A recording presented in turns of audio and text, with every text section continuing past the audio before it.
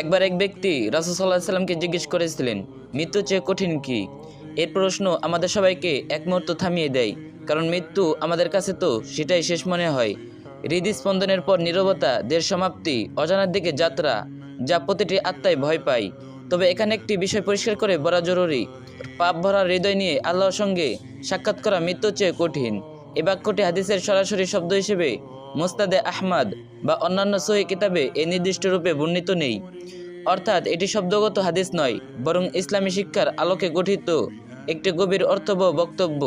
তবে ইসলামে এ বিষয়ে খুব শক্তিশালী ও সহিহ শিক্ষা রয়েছে, যা একথার মূল ভাবকে সমর্থন করে।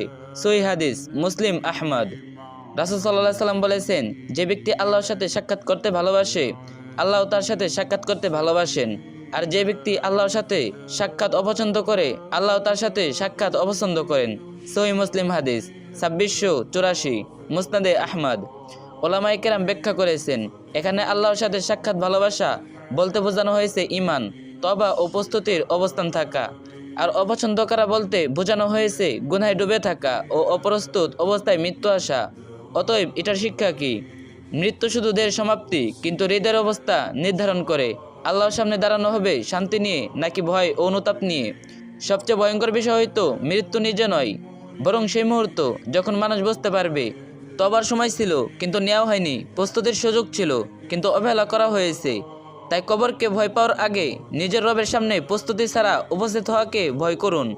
প্রতিটি শ্বাসকে তবার সুযোগ বানান, প্রতিটি অস্ত্রকে দোয়ার ভাষা দিন, কারণ শান্তির সাথে আল্লাহর সাক্ষাৎ তা মৃত্যুর পরে সবচেয়ে বড় নিয়ামত। রেফারেন্স: উল্লেখিত বাক্যটি সরাসরি হাদিস হিসেবে প্রমাণিত নয়। আল্লাহর সাক্ষাৎ ভালোবাসা ও অপছন্দ করার বিষয়ে সহিহ হাদিস রয়েছে।